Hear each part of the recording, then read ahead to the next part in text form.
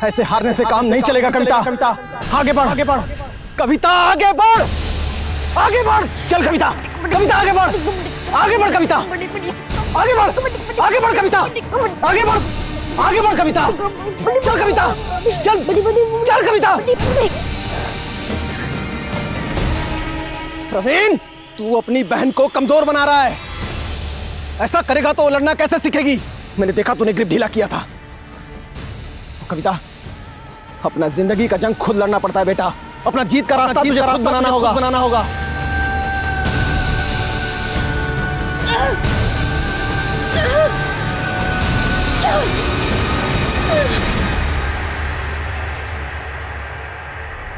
कविता, कविता, प्रवीण, प्रवीण, कविता, कहाँ मर गए दोनों? हैं? अपने बच्चों को काहे कोस रहे हैं? कोस रहे हैं? इतना देर से ग्राउंड में इंतजार कर रहे हैं, काहे नहीं भेजिए प्रैक्टिस करने के लिए? हम काहे रोकेंगे?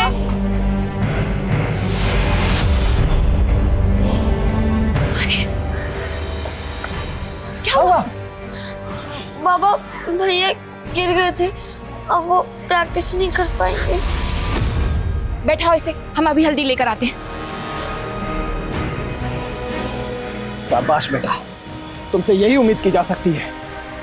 हम तुम दोनों का गेम पर मेहनत कर रहे हैं ताकि स्कूल का कबड्डी टीम में तुम लोग का सिलेक्शन हो जाए। और तुम कबड्डी तो तब खेलेंगे ना जब ढंग का खुराक मिलेगा। आओ बैठो। और वैसे भी आप कौन सा खिलाड़ी बन गए? हाँ, नहीं बन पाए खिलाड़ी, काहे कि हमारा बाप हमको प्रोत्साहन नहीं दिया। लेकिन तुम ऐसी माँ हो ना जो नहीं चाहती कि तुम्हारे बच्चों का नाम हो दुनिया में। सपने दिखाना बंद कीजिए, और इस खेल से वैसे भी किसी का पेट नहीं भरने वाला।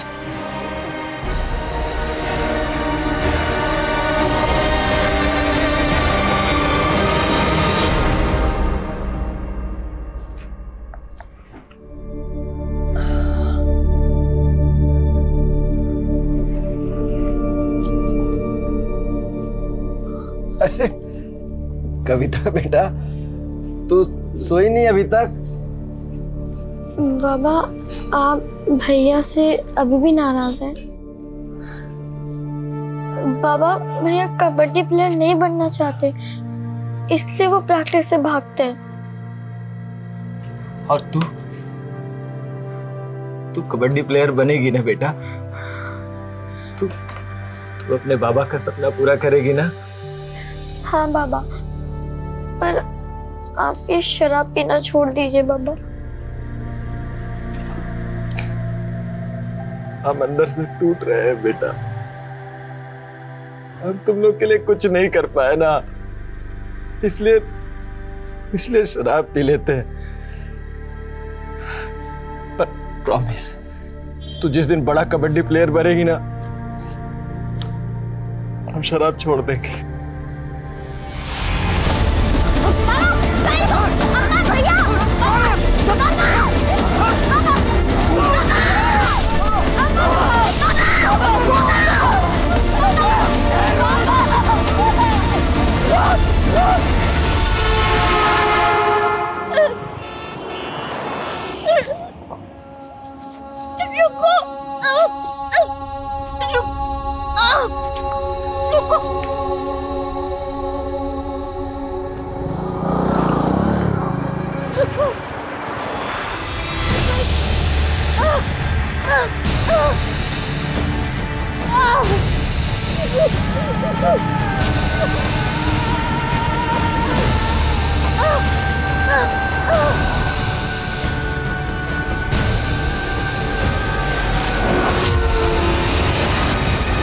नमस्कार, मैं दिव्यांका त्रिपाठी दहिया स्वागत करती हूँ आपका क्राइम पेट्रोल सतर्क विमेन अगेंस्ट क्राइम के इस एपिसोड में। औरतें आमतौर पे सहनशील होती हैं।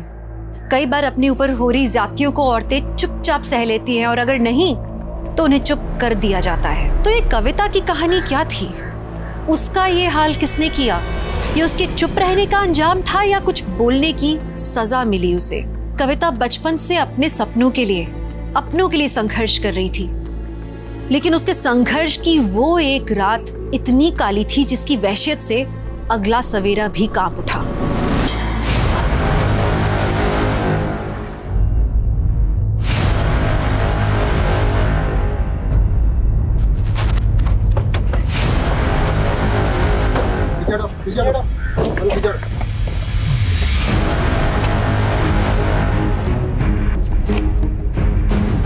सर जिंदा है, सांसें चल रही हैं। तुरंत गाड़ी में डालो, हॉस्पिटल पहुंचाओ, क्विक।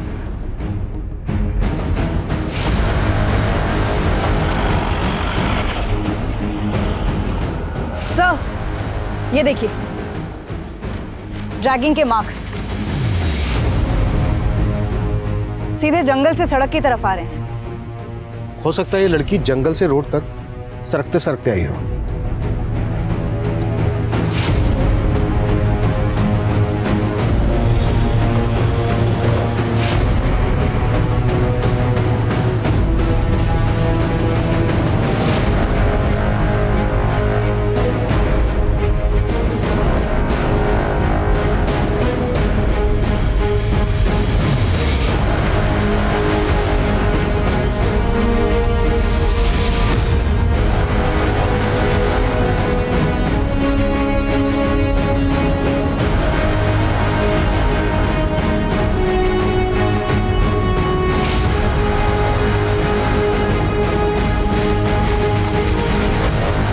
ड्रैगिंग के मार्क्स यहीं से शुरू होते हैं, इसके आगे कहीं भी ड्रैगिंग के मार्क्स नहीं है। लगता है घटना यहीं घटी है। उधर शराब की बोतलें और खाना देखकर लगता है किसी शराबी जुआरी ने इस घटना को अंजाम दिया है। लेकिन कोई रैंडम ऑफेंडर लड़की के हाथ पैर बांध के ऐसे क्यों छोड़ेगा? फिर भी इस तरह के सभी लोगों को राउंड अप करो और लड़की की पहचान पता करने की कोशिश करो।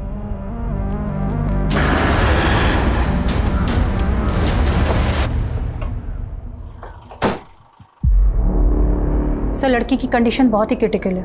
आई डोंट नो कि वो बचेगी भी या नहीं।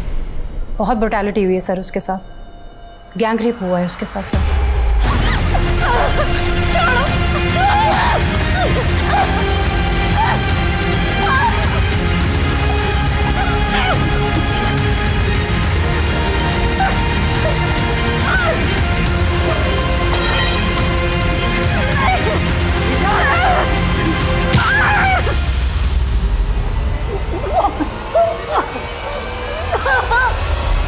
सर जब लड़की को एडमिट किया गया था उसके कपड़े गीली मिट्टी से सने हुए थे,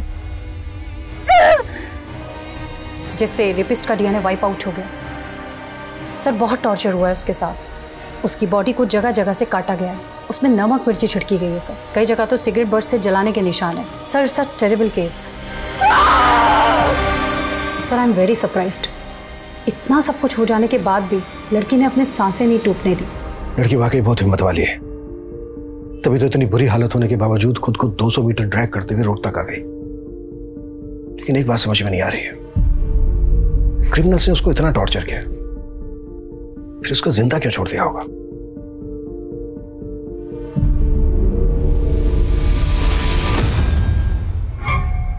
ए लड़की, ए चल निकल, छोड़ दिया तुझे, जा जा।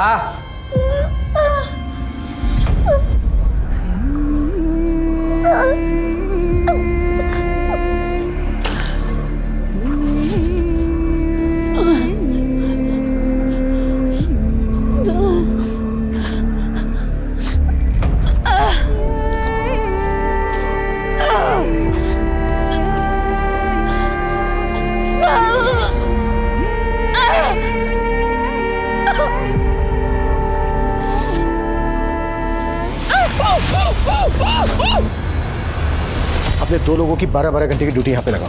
ये लड़की मुझे 24 घंटे।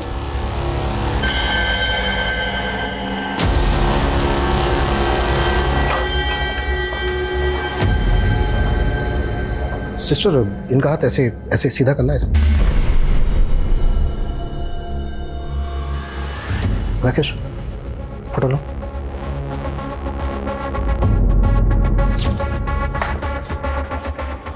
ये जो टैटू है इसमें किसी साउथ इंडियन लैंग्वेज में शायद ये कोई शब्द है, मे भी किसी का नाम हो। देखो, किसी मिसिंग कंप्लेन में इस तरह के टैटू का जिक्र है क्या? क्रिमिनल्स तक पहुंचने के लिए हमें इस लड़की की पहचान पता करना बहुत जरूरी है।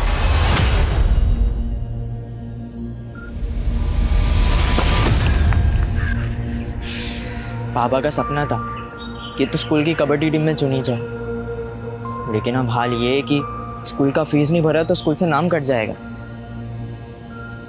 भैया क्यों ना हम पढ़ाई के साथ साथ कोई और काम ढूंढ ले।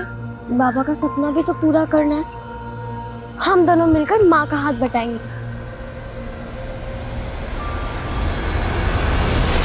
तो ऊपर वाला बड़ा निर्दयी। अब इस उम्र में तुझे विधवा कर दिया, ऊपर से दो बच्चों का भार। उसे तू ना चिंता मत कर, हम सब सही कर देंगे। तू ही पहुंचा है हमें इस हाल में, लेकिन तेरे इरादे हम कभी कामयाब नहीं होने देंगे। ये रस्सी डल गई, इसकी ऐंठन खत्म नहीं हो रही। तो रुक, अभी बताता हूँ तुझे मैं।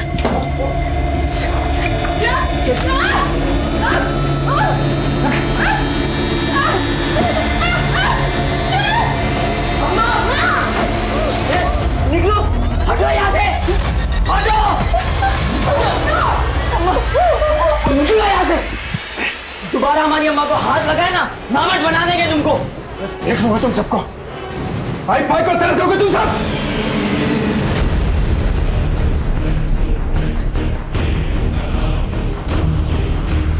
डॉक्टर, क्या हुआ? तुम इंजेक्शन रेडी करो फटाफट।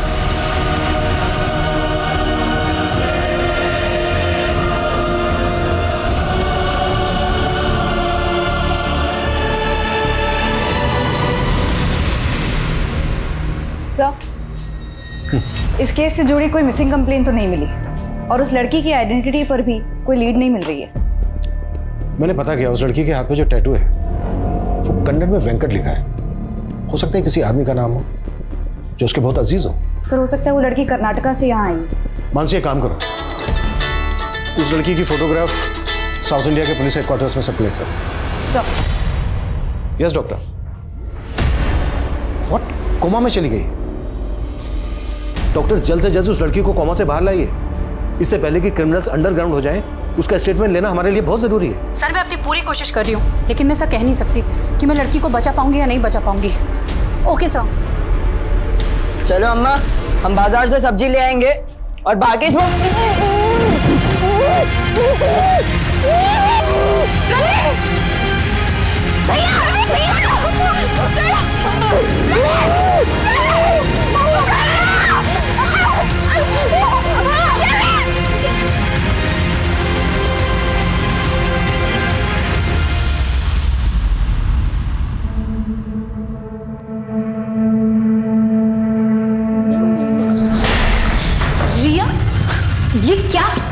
ये क्या किया तूने? कहा था ना तुझे अपनी बेटी को काम पर मत लेके आना। अब इस नुकसान की भरपाई कौन करेगा? हाँ बेटा तू थोड़ा ध्यान रखा कर, ऐसी गलती होगी तो कौन काम पे रखेगा बता।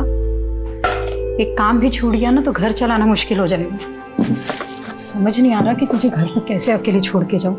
मम्मी मैं अकेली रह लूंगी, अब मैं बड़ी हो गई हूँ। तुम नहीं जानती कि दुनिया कितनी खराब है। मुझे आज भी याद है कि मैंने कितना सहा जब मैं छोटी थी। कविता का एक संसार था, लेकिन मुश्किल के वक्त में वो अकेले लड़ रही थी अपनी मौत के साथ। पुलिस को लग रहा था कि वेंकट कविता का कोई अजीज होगा, लेकिन अब तक पुलिस ऐसे किसी वेंकट को नहीं ढूंढ पाई थी जो कविता को जानता हो।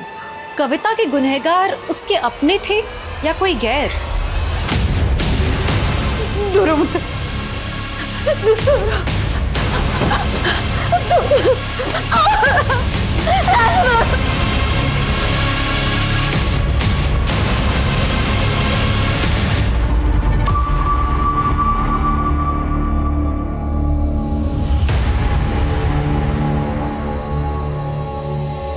रिया बेटा, उठो बेटा, कुछ खा लो। आ जाओ, उठो बेटा, उठो। मुझे नहीं खाना, मुझे मम्मी के पास जाना है। रिया ऐसे रोते नहीं है, मैंने कहा ना मम्मी जल्दी आ जाएगी, कुछ खा लो। नहीं, आप रोज झूठ बोलती हो, मुझे मम्मी के पास जाना है। अच्छा एक काम करते हैं, मैं ना तुम्हें मोबाइल पर कार्टून दिखाती हूँ, फिर खाओगी।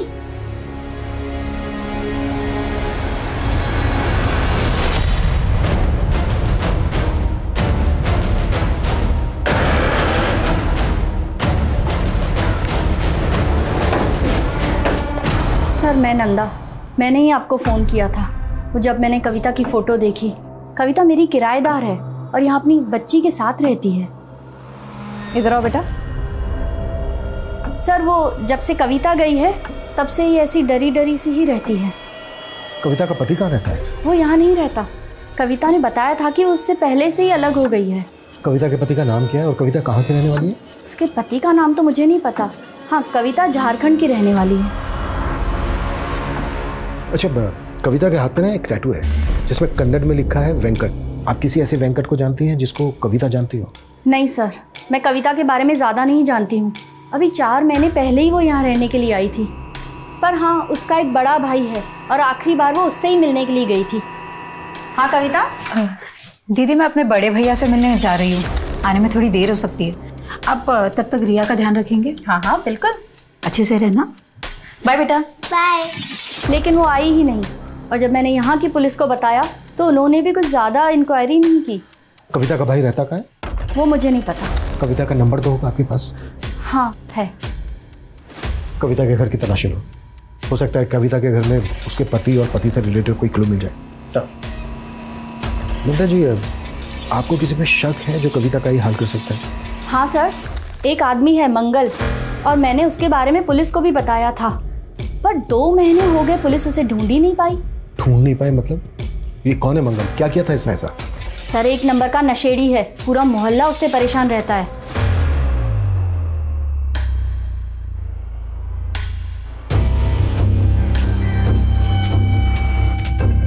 बेटा, आप अकेले खेल रही हो? चलो मेरे साथ मेरे घर, हम साथ में खेलेंगे। मुझे नहीं आना। बहुत सारी चॉकलेट है बेटा। चल, तेरी हिम्मत कैसे हुई मेरी बेटी को हाथ लगाने की? तुम दोनों को अभी अंदर करवाती हो। रुको। ठीक हो तो? लोकल पुलिस से कांटेक्ट करो, पता करो मंगल कौन है, इसकी पूरी हिस्ट्री निकालो।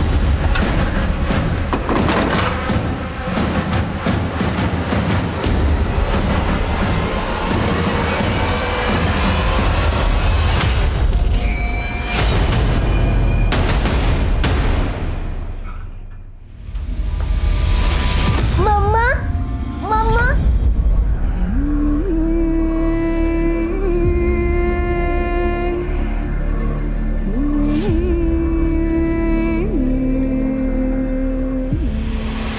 सर, गाजियाबाद पुलिस से मंगल और उसके दोस्त पिंटू का फोटो मिला है। कविता के गायब होने पर नंदा ने इन्हीं दोनों पर आरोप लगाया था। मंगल,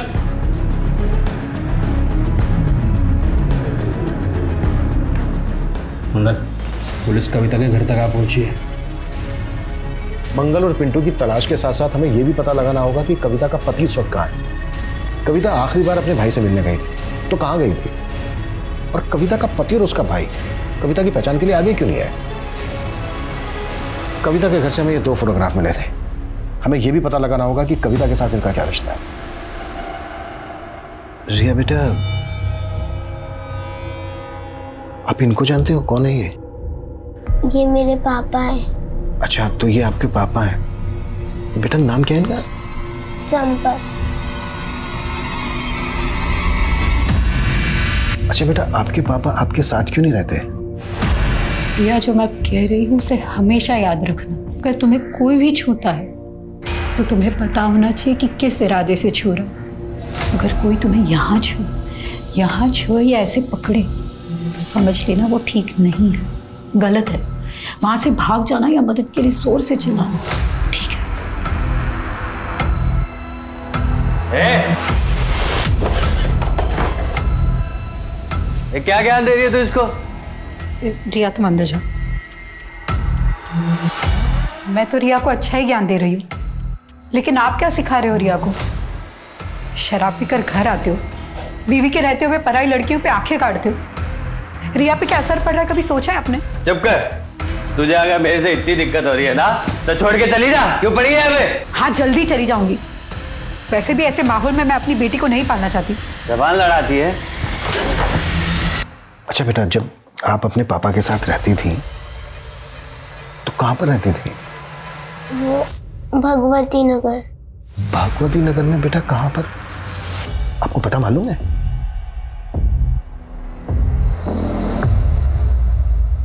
अच्छा बेटा,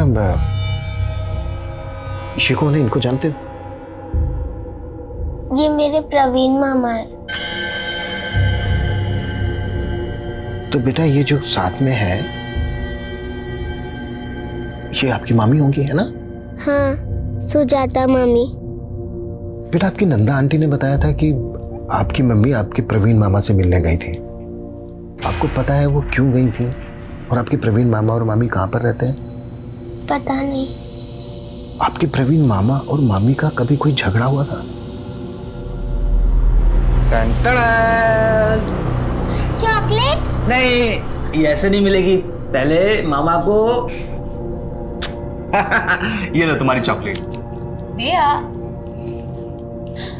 ये मामी, आपको पता है मैंने कल ड्राइंग बनाई। अच्छा, चलो दिखाओ मुझे। भाभी चाय 2 मिनट में आई। अरे कविता, तुमने रिया का एडमिशन कराया ना स्कूल में?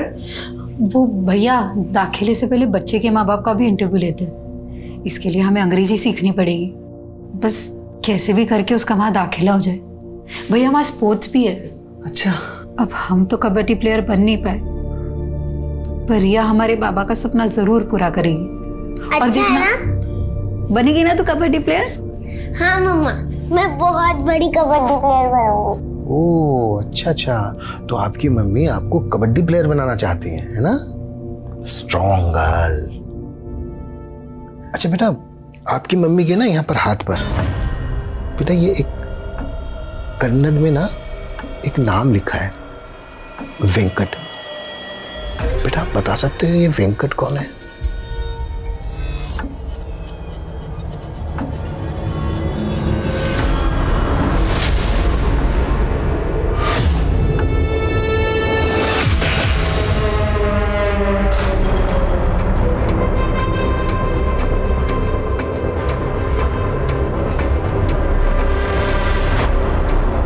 जी नमस्ते साहब, हम आपका जुगाड़ सेट कर दिए साहब, रात को पहुंच जाएगा आपके पास।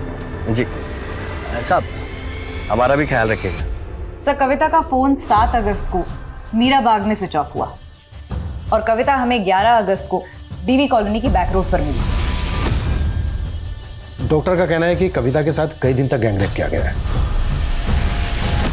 पॉसिबल है 7 अगस्त से लेकर 11 अगस्त तक लगातार कविता को टॉर्चर किया जा रहा हो। अच्छा, कविता के कॉल रिकॉर्ड्स में कविता के पति संपत, उसके भाई प्रवीण और वेंकट के नंबर मिले क्या? इनके नंबर्स तो नहीं मिले, लेकिन सुजाता का नंबर मिला है। सुजाता ये कविता के भाई प्रवीण की वाइफ? Yes sir. सर, ये नंबर पुरानी बस्ती मोहल्ला नीमसराय के एड्रेस पे रजिस्टर्ड है। एक और बात सर, सुजाता का नंबर 7 अगस्त को मीरा बाग में स्विच ऑफ हुआ और अभी तक बंद है। सुजाता और कविता का फोन एक साथ एक लोकेशन पे स्विच ऑफ होना, ये कोइंसिडेंस नहीं हो सकता। सुजाता से अच्छे से पूछताछ करनी होगी।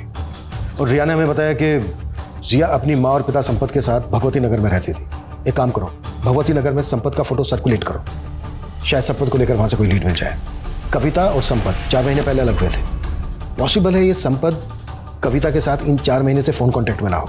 कविता के 4 महीने पहले के कॉल रिकॉर्ड्स निकलवाओ, उसमें शायद हमें संपत, प्रवीण और वेंकट के नंबर मिल जाए। सर,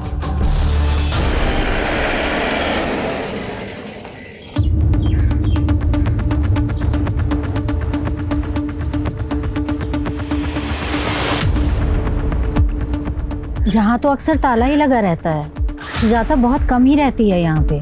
और उसका पति प्रवीण, वो नहीं रहता यहाँ पे? उसका तो कोई पति है ही नहीं। पति नहीं है? हमें तो पता चला कि ये उसका पति है। इसे तो कभी नहीं देखा यहाँ पे। और ये कविता नाम है इसका? इसे भी नहीं देखा। सुजाता की फैमिली में और कौन कौन है? उसकी कोई फैमिली नहीं है, वो अकेले ही रहती है। और जब भी आती है तो नए नए आदमी आते जाते रहते हैं। हमने तो सुना है वो धंधा करती है। What? सुजाता एक प्रोस्टिट्यूट है? कविता और सुजाता का फोन एक साथ 7 अगस्त को मीराबाग में स्विच ऑफ हुआ था। मैंने कहा था ना, ये कोइंसिडेंस नहीं हो सकता। सुजाता इस वक्त हमारी प्राइम सस्पेक्ट है। हमें सुजाता और प्रवीण दोनों को ढूंढना होगा। और थोड़ा देना, बाद में दूंगा भाई। अरे वो मंगल मांग रहा है। समझा दे। एक पुलिस, अबे भाग।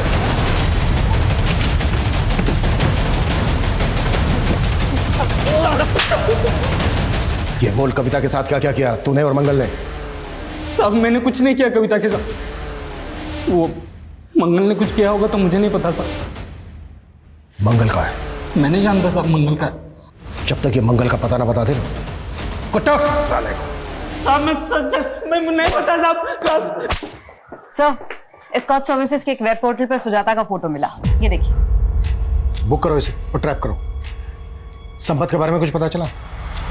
सर, उसके झारखंड वाले घर में भी ताला लगा हुआ है। झारखंड पुलिस से पूछा तो पता चला कि संपत दिल्ली के किसी बार में वेटर है, लेकिन कौन से बार में ये नहीं मालूम चला। तो मालूम करो संपत क्यों और किस मकसद से गायब है। कहीं ऐसा तो नहीं है कि वो इस केस का राजदार है?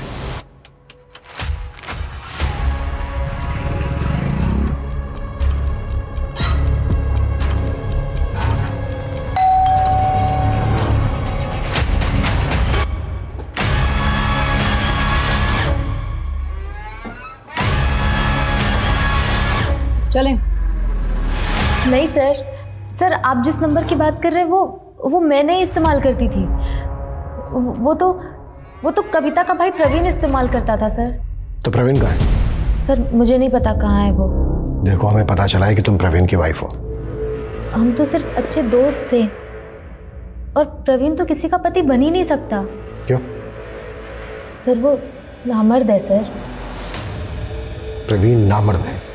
मैं झूठ नहीं बोल रही हूँ सर, इसीलिए तो वो सबसे अपनी पहचान छुपाता रहता था। लेकिन वो शुरू से ऐसा नहीं था सर, उसे नामर्द बना दिया गया था। मतलब? कविता और उसका परिवार झारखंड के एक छोटे से कस्बे में रहते थे। वहाँ पे जमीन के विवाद में कोई नारायण नाम का आदमी, उसने उसके बाप को मरवा दिया, और उसी आदमी ने उसकी माँ का रेप करने की भी कोशिश की। दोबारा हमारी अम्मा को हाथ लगाए ना, नामर्द बना देंगे तुमको। इसी बात का बदला लिया था वो लोग ने प्रवीण से। सर ये सब मुझे प्रवीण ने बताया था, कैसे वो लोगों ने उसको एक दिन अगवा भी कर लिया था। नामर्द बनाएगा? ये क्या कर रहे हो? नहीं। आज बताता हूँ कौन किसने नामर्द बनाया। सर उन दोनों के साथ कभी कुछ सही नहीं हुआ। वो बेचारे अपनी माँ को लेकर शहर आ गए। हमारे पड़ोस में ही रहते थे। उसकी माँ और उसकी बहन घर घर जाकर काम करके अपना गुजारा कर रहे थे वो लोग। और इस हादसे के बाद तो प्रवीण जैसे डिप्रेशन में चला गया था। कई सालों तक तो हमें लगता था कि प्रवीण को कोई दिमागी बीमारी है। वो इतना चुप चुप रहता था। सर कविता ने मुझे कभी नहीं बताया कि प्रवीण के साथ क्या हुआ है, लेकिन मैं मन ही मन प्रवीण को पसंद करती थी। और फिर एक दिन मैंने उसे बाजार में इसे देखा। जब उसकी माँ गुजर गई और कविता की भी शादी हो गई, उसके बाद तो प्रवीण और भी अकेला हो गया था। लेकिन मैंने एक सच्चे दोस्त के नाते उससे मिलना बंद नहीं किया। वो तो कविता के बेटी और उसके पति को भी अपनी सच्चाई नहीं बताया। उन्हें यही लगता है कि मैं उसकी बीवी हूँ। लेकिन तुमने अभी तक ये नहीं बताया कि प्रवीण कहाँ है। सर कई महीनों से मैं प्रवीण से नहीं मिली हूँ। कविता का पति कहाँ है अब? इस बारे में मुझे नहीं पता सर। कविता कौन से गांव की रहने वाली है? गोदा गांव के रहने वाले हैं वो लोग। कविता के हाथ में यहाँ टैटू है एक, जिसमें कन्नड़ में लिखा है वेंकट। ये वेंकट कौन है? मुझे नहीं पता सर।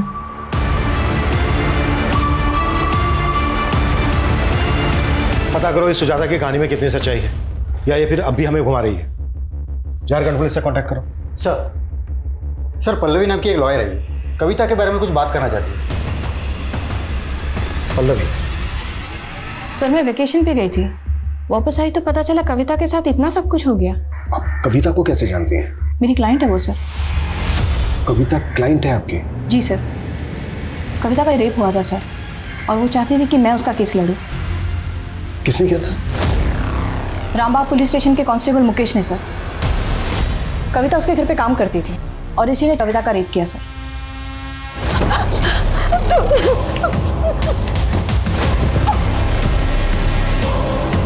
एक पुलिस कांस्टेबल ने कविता का रेप किया था? जी हाँ सर, और उसके पति ने भी उस बेचारी का साथ नहीं दिया सर। ये आंसू बहा के मत दिखा। हाँ, क्या भरोसा, तू खुद सोई हो उसके साथ जाकर, और जब मन भर गया और लगा कि मुझे तेरे इस रिश्ते के बारे में पता चल जाएगा तो नाटक कर रही है। क्या? कैसे आदमी आप? मेरे साथ इतना सब गलत हुआ और मुझ पे लांछन लगा रहे। तो तेरी क्या आरती उतारूं मैं? चुप करके बैठ जा। और है ना, तू जानती है ना वो कितना पावरफुल आदमी है, कुछ नहीं कर सकती तू उसका। मैं चुप नहीं रहने वाली, चाहे आप मेरा साथ दे या ना दे, मैं इंसाफ लेके रहूंगी। तुम्हारा रेप हुआ 16 फ़रवरी को, तुम पुलिस स्टेशन पहुंची 18 फ़रवरी को। 2 दिन क्यों चुप रही कविता? मैं बहुत डर गई थी मैडम, मुझे लगा कि मेरे पति मेरे साथ थाने चलेंगे, लेकिन मैं उस कांस्टेबल के बड़े साहब से भी थाने जाके मिली, लेकिन वो बोले कि मेरे मेडिकल रिपोर्ट वाले कहा कि मेरा रेप ही नहीं हुआ। तुम्हारा रेप होने के 2 दिन बाद तुम्हारा मेडिकल हुआ था ना, तो इसीलिए शायद मेडिकल रिपोर्ट में रेप कंफर्म नहीं हुआ होगा। और तुम आई भी तो मेरे पास रेप होने के 1 महीने बाद। तो क्या आप भी मेरी मदद नहीं करेंगे? उसकी आंखों में सच्चाई थी सर। ये केस मेरे लिए भी काफी मुश्किल था, पर मैंने तय कर लिया था कि मैं कविता का केस लड़ूंगी। आप जो ये कह रही हैं, आपके पास कोई एविडेंस है? इससे बड़ा क्या सबूत होगा सर? जब से मैंने कविता का केस लिया मुझे धमकियां मिल रही हैं। देख वकील, कविता का केस छोड़ दे, अगर उसका केस लड़ा तुझे रेप करके काट देंगे हम। कौन थे वो लड़के? उन दोनों की शक्ल नहीं देख पाई सर, दोनों ने हेलमेट पहन रखा था, पर हाँ मैंने बाइक का नंबर नोट किया सर, क्रॉस चेक भी किया मैंने आरटीओ से, नंबर प्लेट फेक था सर। मुझे यकीन है सर, ये दोनों भेजे हुए गुंडे ये मुकेश के ही थे। आज कविता भले ही कॉमा में है सर, लेकिन मैं उसकी लड़ाई जारी रखना चाहती हूँ। आपसे बस यही उम्मीद है कि कविता को इंसाफ दिलाते टाइम आप ये नहीं देखेंगे कि आरोपी आप ही की तरह एक पुलिस वाला है।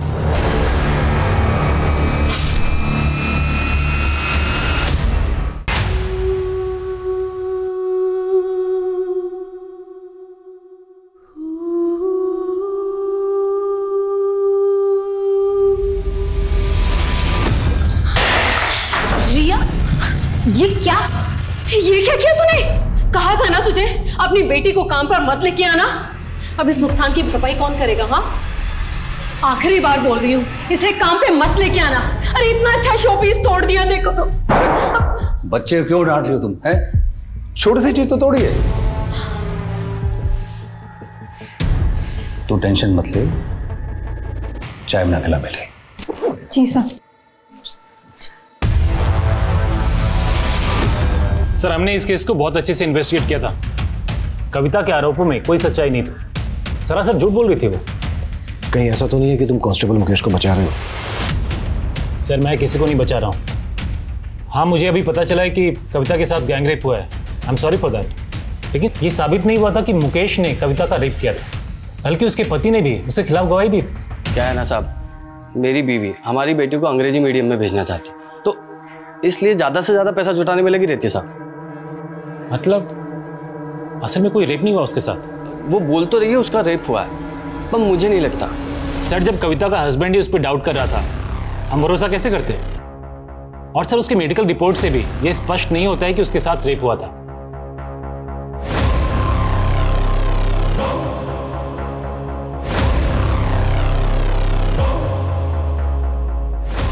नहीं सर, ऐसा नहीं है जैसा आप कह रहे हैं। सर, दरअसल क्या है कि कविता की बेटी ने हमारे घर में एक कीमती सामान तोड़ दिया। मेरी बीवी उदिता ने उसकी बेटी को डांट दिया। बस सर, इसी खुंदक में उसने मुझे बदनाम करने की कोशिश की। लेकिन उसके पति ने तो स्टेटमेंट दिया है कि वो ये सब करके तुमसे पैसा वसूल करना चाहती थी। कहीं ऐसा तो नहीं है कि वो स्टेटमेंट देने के लिए तुमने उसके पति को खरीद लिया था? सर, मैंने ऐसा ना तो किया है और ना ही मेरे खिलाफ कोई ऐसा आरोप साबित हुआ है। इनफैक्ट मैं तो छुट्टी लेके चला गया था जब ये इन्वेस्टिगेशन शुरू हुई थी, ताकि इन्वेस्टिगेशन अच्छे तरीके से हो जाए। और फाइनली सच्चाई निकल कर आई सबके सामने और मुझे मेरी वर्दी वापस मिल गई। पर उसने कसम खाई थी तुम्हारी वर्दी उतरवाने की। वो अब भी कोर्ट में जाना चाहती थी तुम्हारे खिलाफ। कहीं ऐसा तो नहीं है कि इसी डर की वजह से तुमने? सर, मैं अभी भी रेडी हूँ। आप जो इन्वेस्टिगेशन करना चाहते हैं कर लीजिए, और अगर कोई भी चीज़ मेरे खिलाफ आती है तो मैं सजा पाने के लिए भी तैयार हूँ। जिस कॉन्फिडेंस के साथ कांस्टेबल मुकेश बात कर रहा था, उससे तो यही लग रहा है कि उसने फुल प्रूफ प्लान बनाया होगा। आई एम श्योर इसने कविता के हस्बैंड को भी खरीद दिया होगा। सर, हो तो ये भी सकता है कि कांस्टेबल मुकेश ने मंगल की रंजिश का फायदा उठाकर ये कांड करने के लिए उसका इस्तेमाल किया। सर, सर कविता का फ़ोन मीराबाग में ही बंद हुआ था और सर उसी दौरान वहाँ की पुलिस को एक किन्नर की लाश मिली थी। सर इसका फ़ोटो है। सर इस लाश की पहचान नहीं हो सकी थी, इसलिए इसका अंतिम संस्कार कर दिया गया। लेकिन सर इस लाश का चेहरा कविता के भाई प्रवीण से हूबहू मिलता है और सर प्रवीण भी तो किन्नर ही था। इसका मतलब सिर्फ कविता ही नहीं बल्कि कविता का भाई प्रवीण भी क्रिमिनल्स के टारगेट पे था।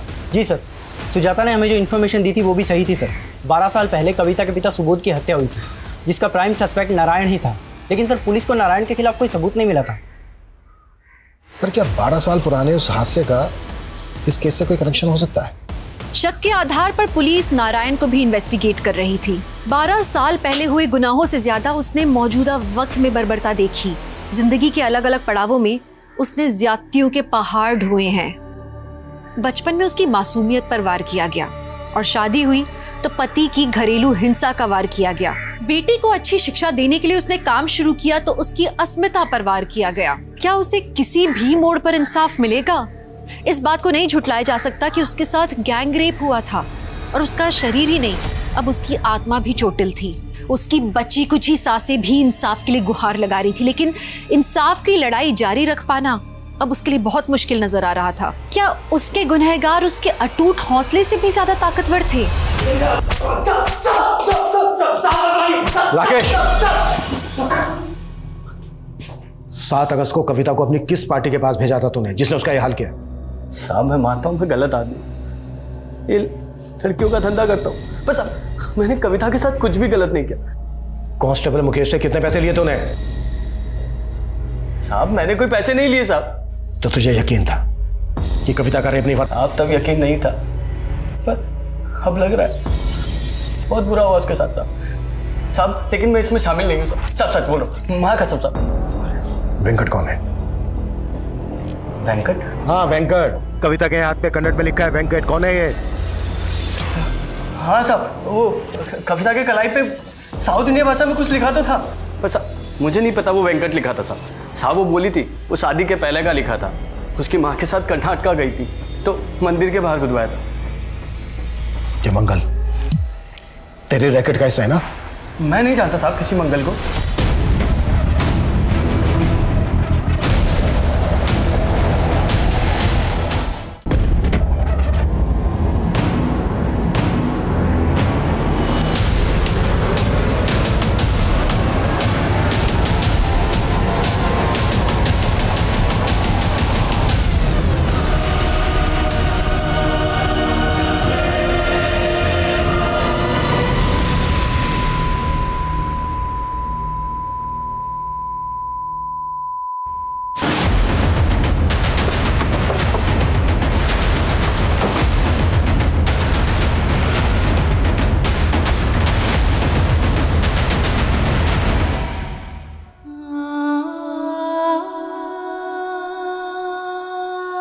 सर मेरा फ़ोन आया था सर, मैं बस 2 मिनट के लिए बाहर गया था, इतने में समझ नहीं आ रहा है कौन अंदर गया।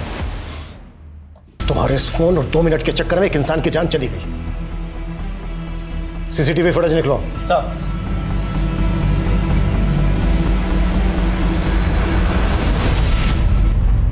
इसने सर कपड़े तो वार्ड बॉय के पहने हैं, लेकिन ये हमारे हॉस्पिटल का स्टाफ नहीं है सर। इस आदमी की फोटो हर जगह सर्कुलेट करो, पता करो ये कौन है। हॉस्पिटल के बाहर का सीसीटीवी फुटेज भी चेक करो ये आदमी कहां से आया, किस डायरेक्शन से आया और किस डायरेक्शन में भागा। क्विक!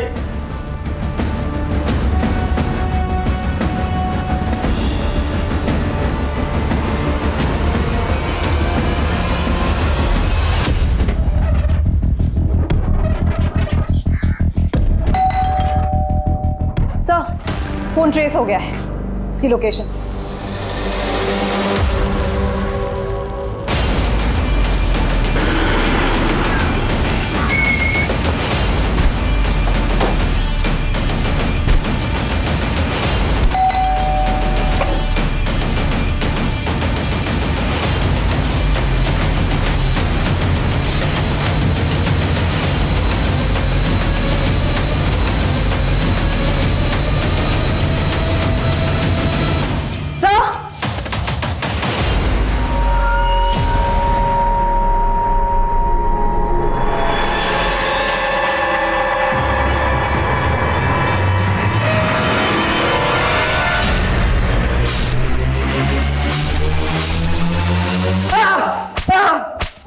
से। चलो हो जाओ शुरू। बताता हूँ सर, बताता हूँ सर। पहले हमने उसके भाई को मारा। भैया छोड़ भाई को।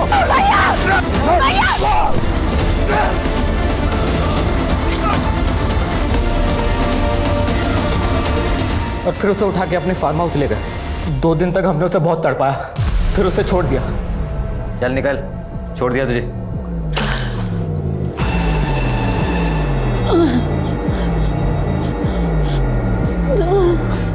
हमने सोचा कहीं उसने मुंह खोल दिया तो, इसलिए उसको फिर से उठा लिया और उसके साथ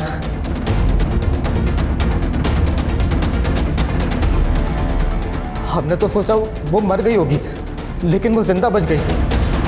फिर हमने सोचा कि वो हॉस्पिटल में मर जाएगी, लेकिन फिर हमने सोचा उसे हॉस्पिटल में ही मार देते हैं, इसलिए मैंने अपने ड्राइवर चंपक को भेजा। और ये सब तुमसे पल्लवी ने करवाया ना? हाँ। मैं नहीं जानती इसे। 2 लड़कों ने आपको जान से मारने की धमकी दी थी ना? हाँ। जरा ध्यान से देखिए, हो सकता है उन्हीं में से कोई एक हो सकता है। हाँ, ये हो सकता है। सर एक बात है कि पल्लवी मुझे कुछ ठीक नहीं लग रही है। एक काम करो, उसका फोन सर्विलेंस पे डाल दो। हेलो। पुलिस तुम्हारे ड्राइवर का फोटो घुमा के ढूंढ रही है। ज्यादा देर जिंदा नहीं रहना चाहिए, वो मार के गायब करो उसे। तुम इतनी भी चालाक नहीं हो कि हमें घुमा सको। क्यों क्या है सब? मैंने ये कविता का रेप केस ये सोच कर लिया था कि अगर मैं ये पुलिस कांस्टेबल मुकेश को सजा दिला देती हूँ तो बहुत जल्दी पॉपुलर हो जाऊंगी। लेकिन जैसे जैसे मैंने इसका केस स्टडी किया तो पता चला कविता को बेकसूर साबित करने के लिए इस केस में तो कुछ है ही नहीं, न गवाह ना सबूत। सोचा लैक ऑफ एविडेंस के चलते अगर मैं ये केस हार गई तो करियर बर्बाद हो जाता मेरा, इसीलिए मैं उस कविता को टालने लग गई थी। मैडम आप इतने दिन से बोल रही है कि कोर्ट में अर्जी फाइल करेंगे, लेकिन अभी तक कुछ किया नहीं। हाँ तो टाइम लगता है ना कविता। लेकिन मुझे अभी आप पे भरोसा नहीं है। मैंने जो आपको फीस के पैसे दिए तो वो आप वापस कर दीजिए। तेवर ना जाके किसी और को दिखाना, जा नहीं करते तेरे पैसे वापस, निकल चल। मुझे मालूम था आप यही बोलेंगे, इसलिए मैंने आपका वीडियो निकाला, ये देखिए। आप देखना कि मैं क्या करती हूँ। मैंने तो उसे यही जताया कि मैं उससे डर गई हूँ। उसे बोला अपने सारे पैसे आके लेके जा। लेकिन काम वाली बाई मेरे चेम्बर में घुस के मुझे आंखें दिखा रही थी, मुझसे बर्दाश्त नहीं हुआ। मैंने उसे मीरा बाग बुलाया और बोला आके अपने पैसे लेके जा। फिर मैंने अपने बॉयफ्रेंड गुलशन को भेजा, उसने उसे वहीं से उठाया और एक वकील के पेशे को बदनाम किया है तुमने, और तुम्हें इसके लिए जरा भी पछतावा नहीं है।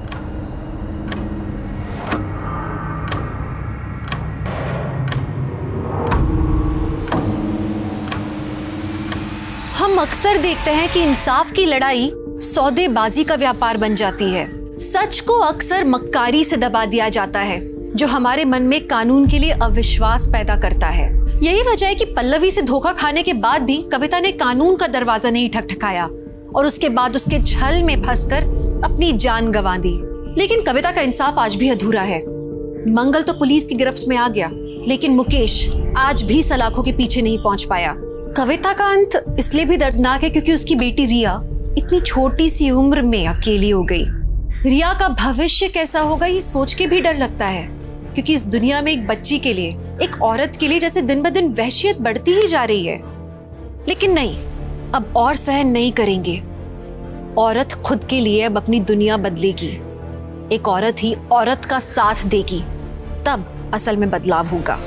तो चलिए, मैं दिव्यांका त्रिपाठी दहिया अब लेती हूँ आपसे विदा। फिर मिलूंगी एक नए केस के साथ। तब तक देखते रहिए क्राइम पेट्रोल सतर्क, विमेन अगेंस्ट क्राइम। एक औरत परिवार, अब हर औरत का भार।